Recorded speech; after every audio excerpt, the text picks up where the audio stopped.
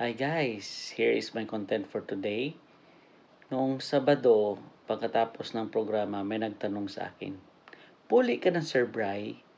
Sabi ko, "Nope, may gagawin pa ako." Next na tanong, "Ano pa imobra ko now?" Ito guys, ang ginagawa ko every time after program.